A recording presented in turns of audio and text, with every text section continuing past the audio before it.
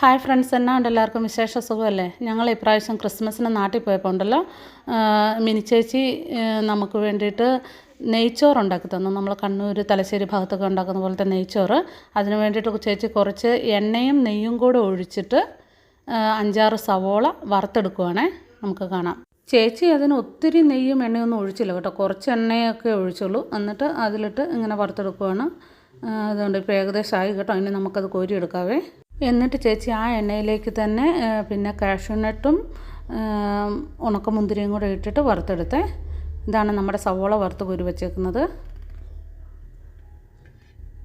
അതിലേക്ക് ചെറുതായിട്ട് കനം കുറച്ച് ചെറിയ ഒരുവിധം നീളത്തിൽ അരിഞ്ഞെടുത്തിരിക്കുന്ന ബീൻസ് ആ എണ്ണയിൽ നെയ്യിലോട്ടൂടെ ഇട്ടൊന്ന് വാട്ടിയെടുത്തേ.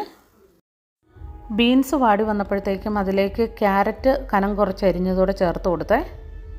ഇതിൻ്റെ അകത്തേക്ക് ഒരു 8 ഏലക്ക, ഒരു 10 ഗ്രാമ്പു, ഒരു 4-5 കഷ്ണം ഒരുവിധം മുഴുത്ത കഷ്ണങ്ങൾ കറുവാപ്പട്ട, പിന്നെ ഒരു 2 ചെറിയ പീസ് പിന്നെ എന്നതാ ജാതിപത്രി, ഇത്രയും ചതച്ച് അതിൻ്റെ അകത്തിട്ടെ.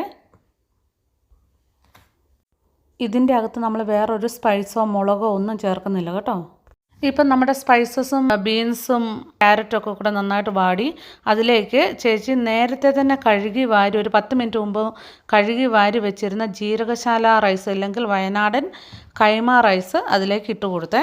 ഈ അരി ചേച്ചി കുതിരാനൊന്നും വെച്ചില്ലായിരുന്നു കേട്ടോ, ജസ്റ്റ് കഴുകി വാരി ഒരു 10 മിനിറ്റ് മുമ്പ് വെച്ചതേ ഉള്ളൂ. ഈ നെയ്ച്ചോറിന് പിന്നെ നല്ല ടേസ്റ്റ് കിട്ടാനുണ്ടല്ലോ ജീരകശാല അരിയാണ് നല്ലത്.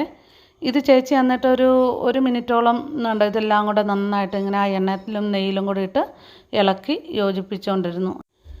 അരിയെല്ലാം കൂടെ നന്നായിട്ട് ഒന്ന് ഇളക്കി മിക്സൊക്കെ ചെയ്തതിന് ശേഷം ചേച്ചിക്ക് വെള്ളം ഒഴിച്ചു കൊടുക്കുക.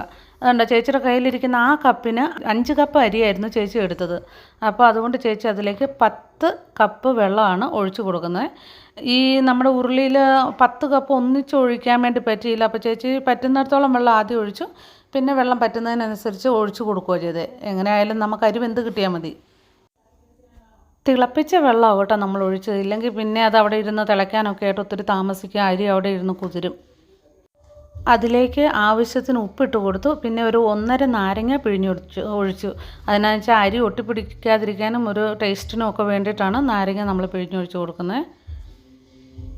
വെള്ളം തിളച്ച് കഴിഞ്ഞപ്പോൾ ചേച്ചി പിന്നെ തീ ചെറുതായിട്ട് കുറച്ചിട്ടായിരുന്നു കേട്ടോ.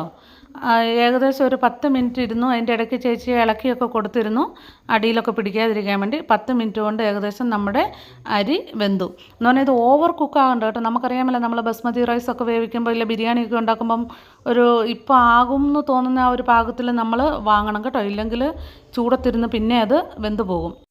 അങ്ങനെ നമ്മുടെ റൈസായി. അതിൻ്റെ മുകളിലേക്ക് ചേച്ചി ഏറ്റവും ആദ്യം നമ്മൾ വറുത്ത് കോരി വെച്ചിരുന്ന സവോള, കാഷ്യൂനട്ട്, കിസ്മിസ് ഇതെല്ലാം കൂടെ ഇട്ട് കൊടുക്കുവാണേ.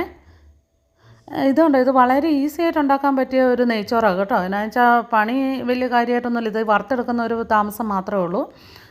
പിന്നെ അതിൻ്റെ മുകളിലോട്ട് ചേച്ചി പിന്നെ അരിഞ്ഞ് വെച്ചിരുന്ന മല്ലിയിലയും കൂടെ ഇട്ട് അത് മൂടി.